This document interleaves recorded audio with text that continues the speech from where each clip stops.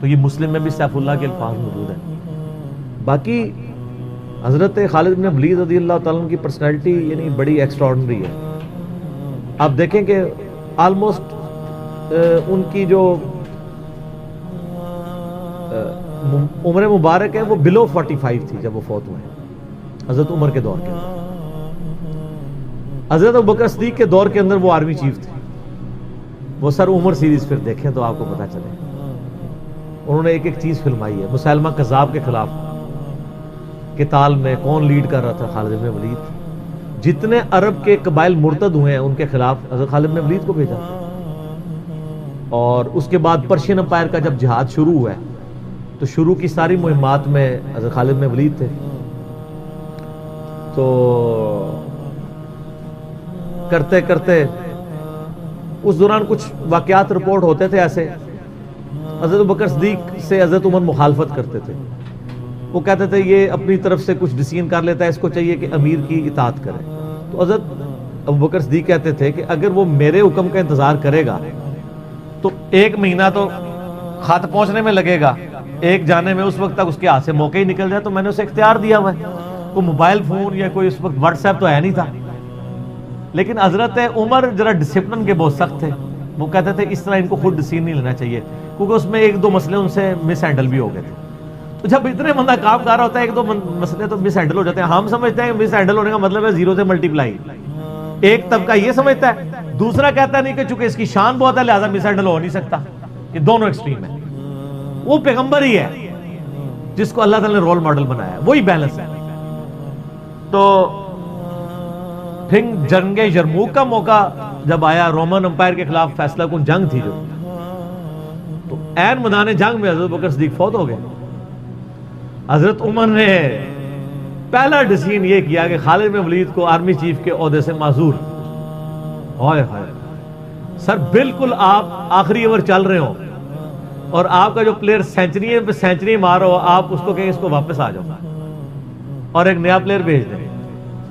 جو کریز پہ سیٹ تھا اس کو آپ واپس بلا لیں. یہ وہ شخص کر سکتا ہے جس کا خدا پہ یقین ہو. تو اور آپ کو پتہ ہے حضرت عمر کے رشتہ دار تھے قریبی, انہی کے قبیلے سے تھے حضرت خالد بن ولید. حضرت خالد بن ولید کو پتہ تھا کہ یہ اگر عمر خلیفہ بنے گا نا تو پھر میرا معاملہ پہلے ہوگا. اور وہی ہوا. ابو عبیدہ ابن جراح کو بنا کے بھیج دیا.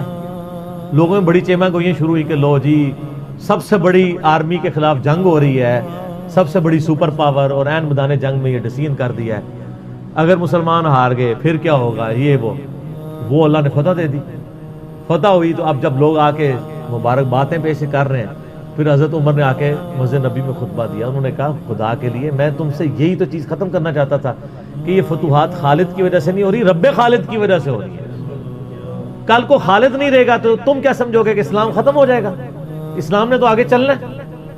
ٹھیک ہے. پھر انہوں نے کہا میری دوسری حکمت یہ تھی کہ مجھے پتا ہے کہ اب یہ رومن امپائر مسلمانوں کے پاس آ جائے گی, بیت المقدس بھی فتح ہو گیا پھر بعد میں. تو خالد ابن ولید جو ہے یہ جنگ کی فیلڈ کا ماسٹر ہے, اور جب کوئی علاقہ فتح ہو جاتا ہے پھر کسی جنگجو کی وہاں گورنر لگانے کی ضرورت نہیں ہوتی, بلکہ کسی ایسے شخص کو گورنر لگانے کی ضرورت ہوتی ہے جو ہیومن انسٹنکٹ سے واقف ہو, جس کو ہیومن مینجمنٹ آتی ہو. تو خالد تو ہمیشہ تلوار کے ساتھ ہی کھیلا ہے, اس کو ہیومن مینجمنٹ نہیں آتی. تو میں نے اس شخص کا انتخاب کیا ہے جس کو سب سے زیادہ رسول اللہ صلی اللہ علیہ وسلم کی صحبت کا شرف حاصل ہے. اور بخاری مسلم میں حدیث ہے کہ نبی علیہ السلام نے فرمایا کہ ہر نبی کے ساتھ ایک امین ہوتا ہے, اور میرا امین جو ہے وہ ابو عبیدہ ابن جراح ہے. ان کو پھر یعنی یرموک میں حضرت عمر نے یعنی آرمی چیف لگایا اور فتح ہوئی. اس کے بعد بیت المقدس بھی فتح ہو گیا, کیونکہ ابو عبیدہ جو ہے وہ شروع کے مسلمانوں میں سے مکی دور کے. اب بعد میں لوگوں کو اسلام سکھانا تھا تو ایسے بندے کی ضرورت تھی نا. تو پھر حضرت عمر آپ کو پتہ ہے نا دورے پہ بھی گئے تھے بیت المقدس کی چابیاں لینے کے لیے. تو وہاں پہ کئی واقعات ہیں, ان میں سے ایک جو واقعہ ابو عبیدہ کا جو کہ ذکر ہوا ہے, تو اس کے بعد حضرت عمر ابو عبیدہ کو کہتے ہیں مجھے اپنے اب آپ آفس میں لے چلو.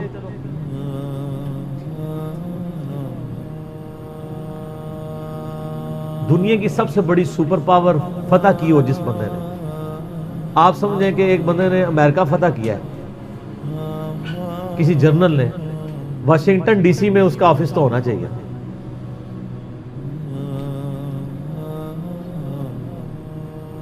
حضرت عمر رضی اللہ تعالیٰ عنہ کو ابو عبیدہ جب اپنے یعنی آفس میں لے کے گئے تو آفس کیا تھا؟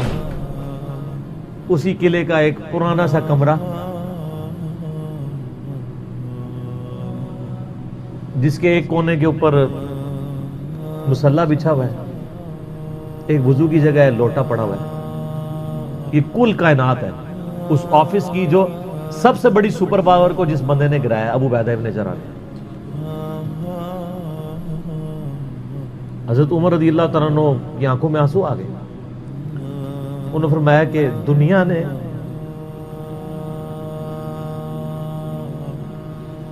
ہر بندے کے اوپر اپنا اثر چھوڑا ہے سوائے ابو عبیدہ ابن جراح کے۔ دنیا سے شکست نہیں دے سکے۔ دنیا سے مراد دنیا کی محبت، ہر بندے نے اپنا حصہ لے لیا ہے۔ اس لیے آپ کو پتا ہے نا کہ حضرت عمر اپنے دور خلافت میں ابو عبیدہ ابن جراح کو بار بار خط لکھتے رہے کہ آپ ادھر آ جائیں، کیونکہ حضرت عمر چاہتے تھے کہ میں اپنے بعد ان کو خلیفہ نامزد کروں، اس لیے کہ وہ امین الامت ہے۔ لیکن وہ پھر حضرت عمر کے دور میں طاعون کے مرض میں وبا جو پھیلی تھی شام میں، اس میں وہ پھر شہید ہو گئے، وہی ان کا پھر وہ قبر بن گئی۔ سر میرا سوال ہے کہ طاعون کا مرض آپ کو پتا ہے کہ کیا تھا؟ جسم پہ پورے پھوڑے نکلتے تھے کینسر کے۔ تو کیا حضرت ابو عبیدہ ابن جراح ناکام گئے دنیا سے؟ کیسا جی کوئی بندہ مرا تھا، بڑا نورانی چہرہ تھا، یہ تھا وہ تھا، ہر بندے نے اپنے بنائے ہوئے۔ ایک بندہ پھوڑوں کی تکلیف سے مرا ہے، بخاری مسلم کی حدیث ہے، جو طاعون کے مرض میں مرا وہ شہید ہے۔ تو وہ مرے تو بستر مرگ پہ ہے لیکن شہید ہے۔ اور دوسری طرف خالد بن ولید آپ دیکھ لیں، سینکڑوں جنگوں میں حصہ لیا انہوں نے، کسی ایک جنگ میں شکست نہیں کھائی، حتیٰ کہ جو کافروں کی طرف سے بھی غزوہ احد لڑی ہے اس میں بھی ان کو شکست نہیں ہوئی۔ جسم پہ حضرت خالد بن ولید کہا کرتے تھے میرے جسم کا کوئی حصہ نہیں جس پہ برچھی یا نیزے یا تلوار کا نشان نہ ہو۔ ظاہر ہے اتنی جنگوں میں زخم لگ جاتے ہیں، لیکن میں بھی آج ایک بوڑھے اونٹ کی طرح بستر مرگ پہ مر رہا ہوں۔ میں نے سینکڑوں جنگوں میں اپنی موت کو تلاش کیا لیکن موت نہیں آئی۔ اس کا مطلب ہے موت جو ہے وہ اس پہ ڈیپینڈنٹ نہیں ہے کہ آپ میدان جنگ میں گئے ہوئے ہیں۔ ان کو موت میدان جنگ میں اس لیے نہیں آنی تھی کہ وہ اللہ کی تلوار تھے، اللہ کی تلوار تو نہیں ٹوٹ سکتی تھی۔ تو ان کا آج میں بھی بوڑھے اونٹ کی طرح بستر مرگ پہ مر رہا ہوں۔ صرف میں تمہیں یہ بتانا چاہ رہا ہوں کہ موت کا میدان جنگ سے کوئی تعلق نہیں۔ ویسے تو مسلم شریف میں حدیث ہے جو شخص شہادت کی تمنا کے ساتھ اپنے بسترے پہ بھی مرا اللہ تعالیٰ اسے شہید ہونے کا ثواب دے دے گا۔ ہمیں نیت کرنی چاہیے۔ یہ حضرت خالد بن ولید کے شعر ہیں۔